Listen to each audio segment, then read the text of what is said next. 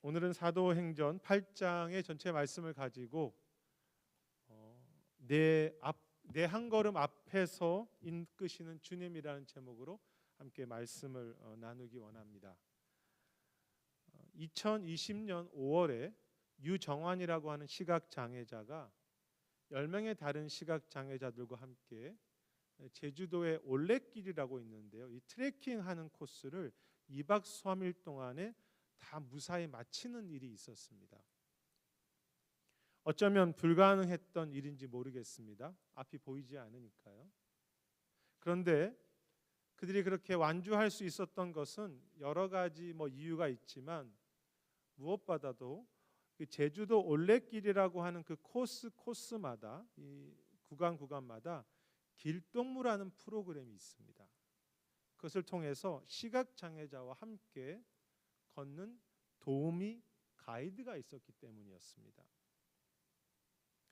시각장애자 이 유정환이라고 하는 분은 이 길을 다 마치면서 그분들의 도움이 없었다면 끝까지 걸어갈 수 없었을 것이라고, 그래서 당신들이 있었기 때문에 가능한 길이었다고 그렇게 신문 기사에서 고백했습니다.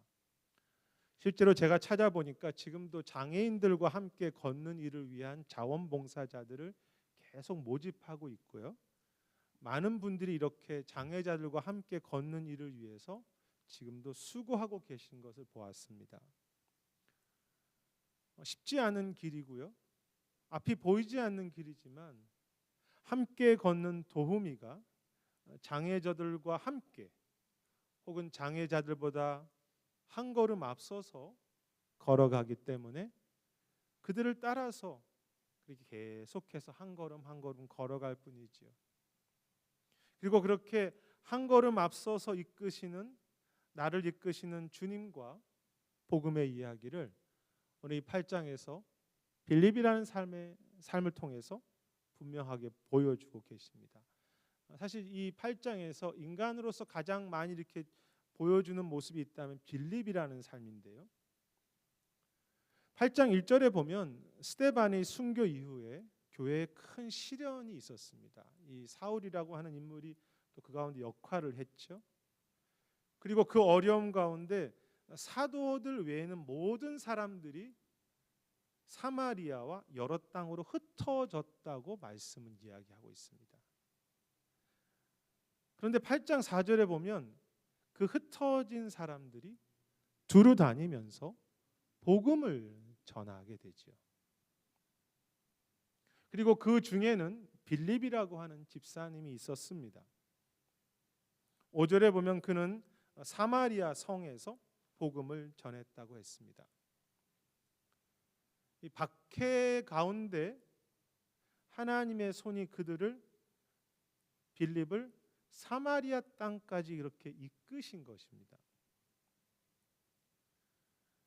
여러분, 중요한 사실은요, 예루살렘과 온 유대를 넘어서 사마리아와 땅끝까지 복음을 전하라고 하시는 그 중요한 말씀에 이제 사마리아로 가는 첫 번째 소중한 장면에서 가장 앞서서 갔던 것은 베드로와 요한 같은 가장 핵심에 있는 사도들이 아니었습니다.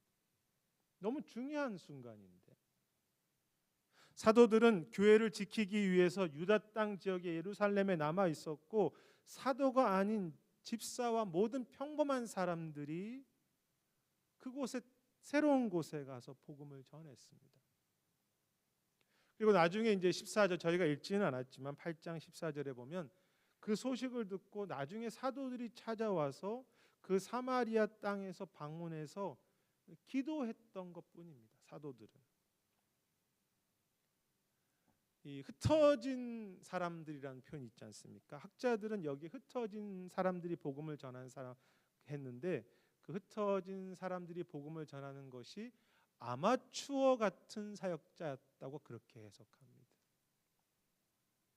사마리아에서 놀라운 새로운 복음이 전달되는데 사람들이 아니라 하나님이 이끄시는 것을 보여주는 거죠. 아마추어 같은 사람들이 사역하고 있으니까. 물론 이 8장에 이 하나님이 이끄신다라고 하는 박해는요, 좋은 일은 결코 아닙니다. 하지만 하나님은 그 아픔과 고난을 통해서 오히려 그들이 예전에 가지 않았던 새로운 길로 이끄시는 것입니다. 새로운 사역으로 또 한 발짝 이끌어 가셨습니다. 이 박해라는 것을 통해서. 그리고 하나님께서 혹은 복음이 이 한 걸음 앞에서 이끌어 가신 모습은 이 8장에는 두 가지 사건이 등장하는데요. 이 두 번째 읽었던 빌립의 또 다른 모습에서 더 분명하게 드러납니다. 우리가 읽으시지는 않았지만 8장 26절부터에 보면 빌립이 이디오피아 여왕 간다게라고 하는 사람의 모든 것을 감당했던 내시에게 복음을 전하는 내용이 26절부터의 마지막까지 내용입니다. 학자들이 좀 의견이 다릅니다. 어떤 사람들은 이 이디오피아 여왕의 내시가 원래 유대인이었는데 뭐 나중에 그쪽으로 갔다 이렇게 하는 사람도 있고, 나중에는 어떤 사람들은 그가 이방인이지만 유종인으로 개종했다라는 사람도 있고, 그냥 하나님을 경외하는 사람이었다고 그렇게 해석을 합니다. 그런데 그것이 어떤 해석이든 중요한 것은 그가 이디오피아 여왕을 섬기다가 지금 잠시 예루살렘에서 예배를 드리고 다시 이디오피아로 돌아가는 중이었습니다. 그런데 26절에 보면 주의 사자가 빌립에게 말씀하십니다. 너는 가사라고 하는 길로 가라. 그런데 그 가사라고 하는 길은요, 광야에 이제 기도해 보면 광야의 길로서 이 내시가 다시 이렇게 그 길을 따라서 예루살렘에서 이디오피아로 내려가는 길이었습니다.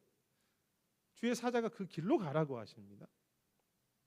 그 길에서 빌립은 내시를 만나게 되죠.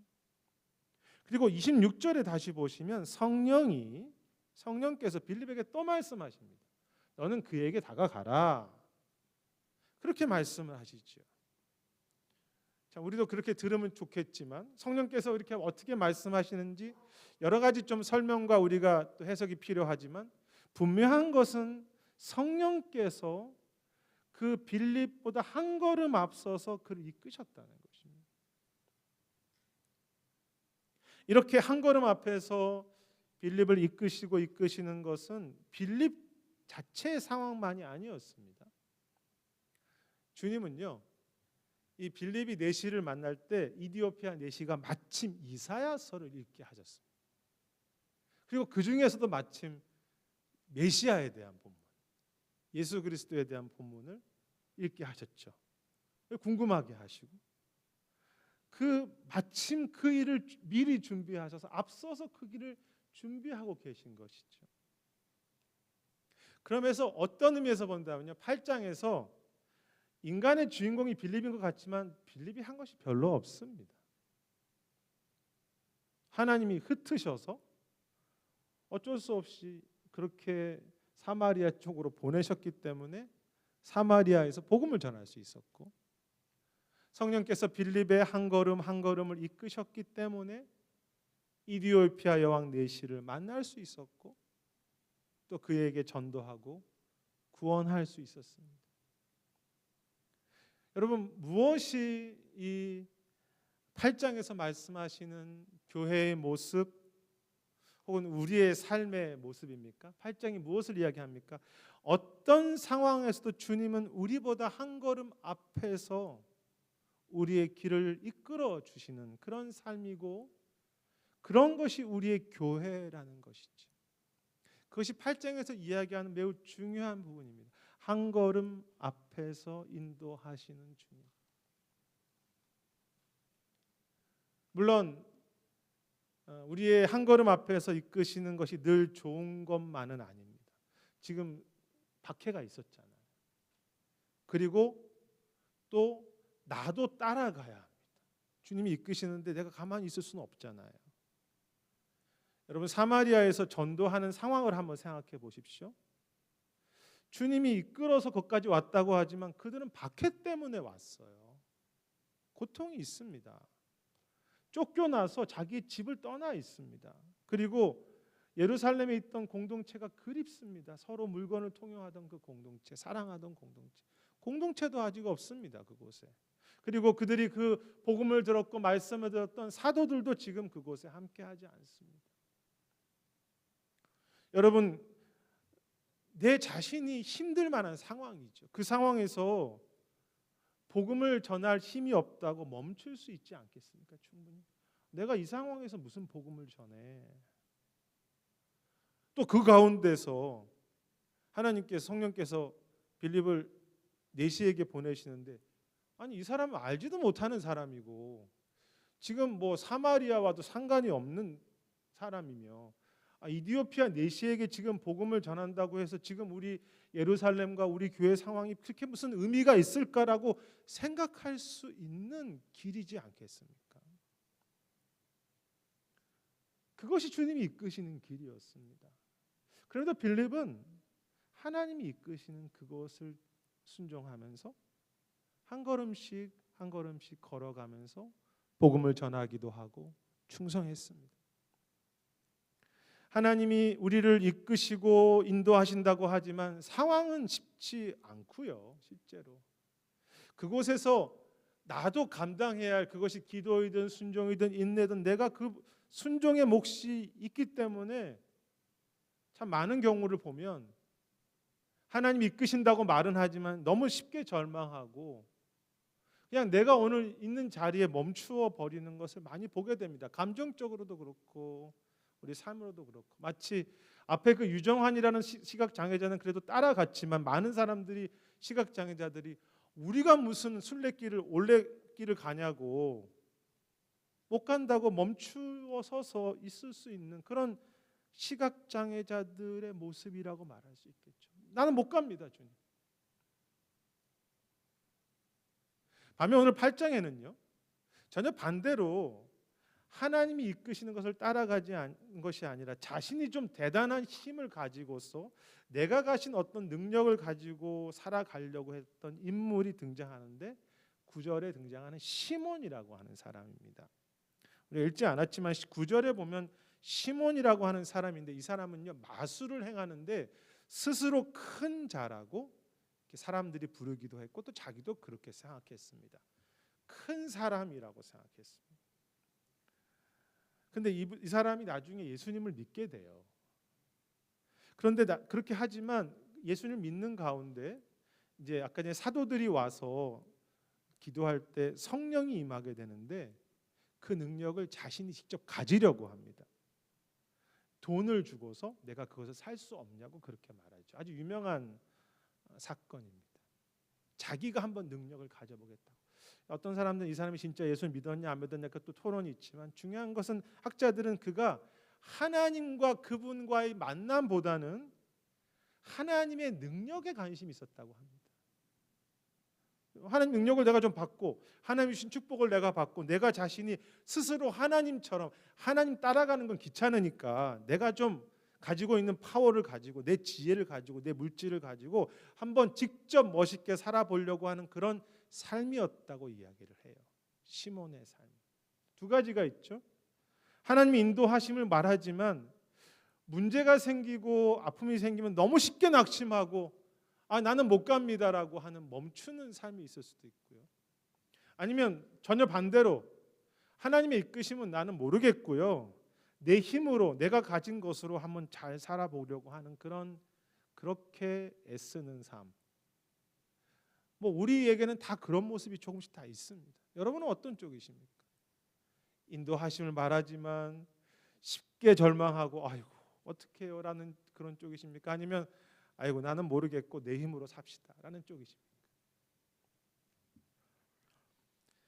내려놓음이라고 하는 책을 쓰신 이용규 선교사님이 계세요. 유명한 책이죠. 이 몽골 선교사님이 또 다른 책을 쓰셨는데 같이 걷기라는 책을 쓰셨습니다.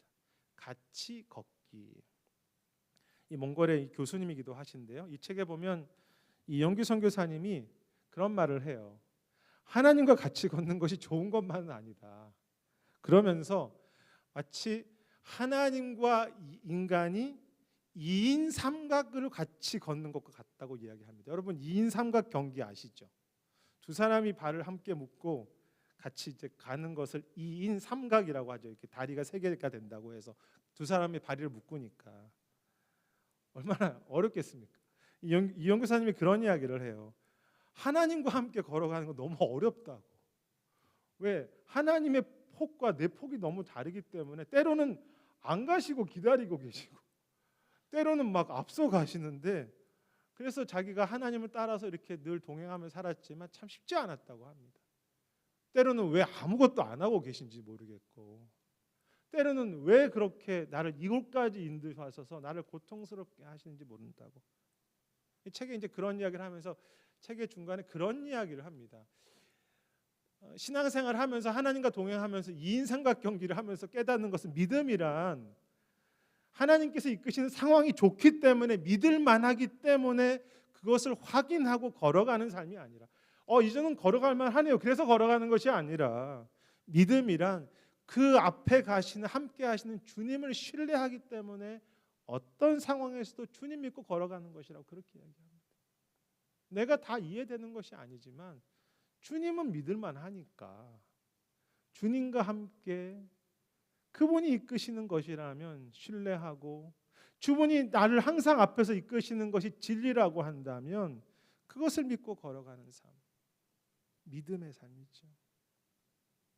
주님이 나보다 한 걸음 앞에서 계속 걸어가는 길이지만 고난도 있고요, 좋지 않은 길일 수 있으며 그 길이 끝이 다 보이지 않기 때문에 내가 감당해야 될 짐이 너무나 많은 것 같아서 지칠 수 있고 포기하고 싶은 길일 수 있겠죠.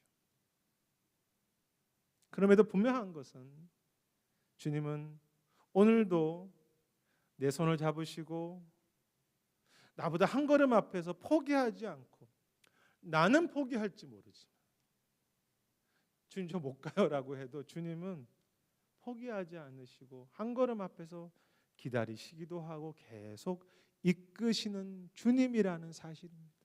여러분 아멘이시죠? 주님이 우리보다 한 걸음 앞에서 이끌어 가시는 그 주님이십니다. 이 진리를 늘 기억하고 이 진리를 늘 붙잡기 원합니다. 나보다 한 걸음 앞에서 인도하시는 주님. 그런데 오늘 본문의 8장은요, 하나님께서 내 앞에서 이끌어 주심을 믿고 그것을 한 걸음 순종했던 빌립에게 또 다른 새로운 길을 열어주시고 또 새롭게 준비해 주시는 것이 있는 것을 볼 수 있습니다. 말이 조금 반복되는 것 같지만 한 걸음 앞에서 인도하시는 그 주님을 따라서 나도 한 걸음을 걸어갈 때 앞길이 다 보이지는 않지만 그 길을 한 걸음만큼은 또 열어주신다고 할까요?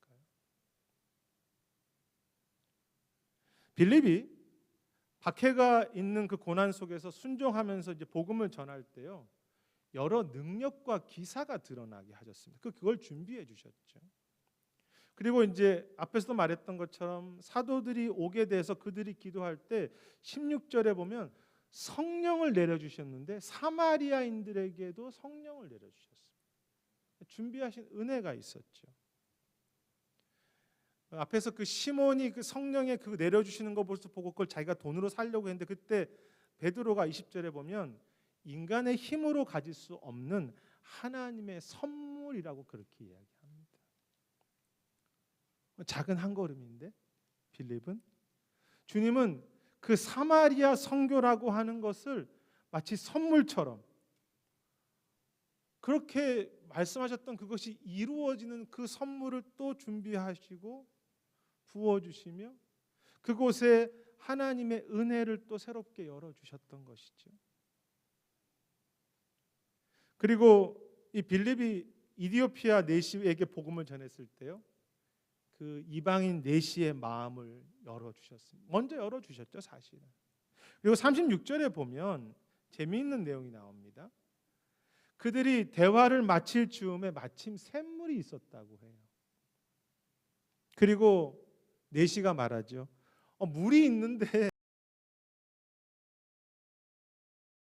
에서도 푸른 초장과 같은 곳으로 계속 그렇게 우리를 인도하시는 그런 주님이시죠. 이야기는 제가 드린 적도 있지만 제 삶 속에서 보이지 않는 길을 걸었던 기억 중에서 가장 기억에 남는 것은 방글라데시의 정글을 걸었던 기억입니다. 방글라데시의 정글에는 여러 부족들이 곳곳에 살고 있었는데요. 그때 정선교사님이라는 분과 함께 그 부족들을 방문할 계획이 있었습니다. 선교사님은 방글라데시의 다카라는 곳에서 교회와 현지인들 사역을 하시지만 정글에 있는 부족들에게도 복음을 전하기 원하셨습니다. 여러 정들을 방문하셨는데 저희가 그곳에 함께 하기 원했던 것입니다. 근데 그 부족을 만나러 가는 그 길에서 그 정글이 제 눈에는 길이 안 보였어요. 뭐 짐승들이 다녔던 길 뭐 이렇게 하시는데 저는 아무리 가도 그게 길처럼 안 보였어요. 한 번은 이제 어떤 날은 가는데 늦은 밤이었습니다. 일정이 늦어져서 밤에 정글을 가야 했습니다. 낮에도 보이지 않는 길인데 얼마나 보이지 않았겠습니까? 그래서 저희가 할 수 있는 것은 오직 선교사님을 따라서 한 걸음 한 걸음 걸어갔던 것뿐이죠. 선교사님들이 처지지 말라고 잘 따라오라고. 자매들은 중간에 두고 형제들이 이제 뒤에서 서면서. 근데 참 신기한 거는요. 그 밤인데 1시간, 2시간 그냥 이렇게 선교사님 따라서 한 걸음 한 걸음 가다 보니까 그 가려고 하는 곳까지 가 있는 거예요. 부족을 또 만나게 되고 또 이제 그 다음 날 이제 낮에 일어나서 우리는 길도 안 보이는데 선교사 따라오라고. 또 그럼 또 가면 분명히 길은 없는데 선교사님을 따라가면 한 걸음씩 가다 보면 또 다른 부족 만나고 한 3군데를 저희가 전혀 길이 없는 곳을 물론 길이 있겠죠. 그 부족들도 보이고 걸어갈 때마다 또 새로운 곳으로 걸어갈 때마다 또 새로운 만남으로 그 원하는 곳까지 그렇게 인도하셨죠. 왜 그렇게 저희가 보이지 않는 길 속에서 그렇게 걸어갈 수 있었습니까? 그 길을 선교사님이 다 알고 계셨던 것입니다. 얼마나 많이 다니셨으면. 그래서 그 길을 아는 선교사님이 우리 앞에 걸어가시기 때문에 우리는 뒤처지지 않고 걸어가다 보니까 그곳까지 가게 된 거죠. 여러분, 그런데 하나님은 그 선교사님이 정글을 아시는 것보다 더 우리의 인생의 길을 아시고 우리의 교회를 끝까지 이끄시며 우리를 그렇게 책임지시지 않겠습니까? 선교사님도 저희 보고 어이구 처지지 말라고 잘 오고 있냐고. 그래서 너무 힘들면 조금 약간 천천히 가시고. 주님이 얼마나 우리를 향해서 한 걸음 앞에 가시면서 절대 포기하지 않고 우리와 가시면서 염려하지 말라고. 내가 끝까지 너의 길을 책임지고 결국 내가 이끄는 길이 선한 길이라고 그렇게 선교사님도 좋은 길로 인도하시고 우리 부모들도 좋은 길로 인도하고 싶은데 우리가 주님을 따라가고 말씀 붙잡고 기도하는데 왜 우리에게 가장 선한 길로 인도하시지 않겠습니까? 물론 때로 보이지 않습니다. 저도 가는데 밤이었어요. 그리고 이 길을 맞나 싶었습니다. 쉽지 않은 길이기 때문에 또 이 길의 끝이 보이지 않아서 갈등하죠. 저도 그렇지만 여러분도 갈등하지 않습니까? 하나님 정말 인도하시는 거 맞아요. 근데 하나님은 성경의 모든 곳곳을 통해서 한 번도 빠짐없이 내가 한 걸음 한 걸음 너를 인도하고 있다고. 결국은 가장 선한 곳까지 너를 이끄실 거라고 그렇게 약속하시는 그것이 오늘 본문의 말씀이고 우리가 성경 전체에서 경험하게 되는 하나님의 은혜지요.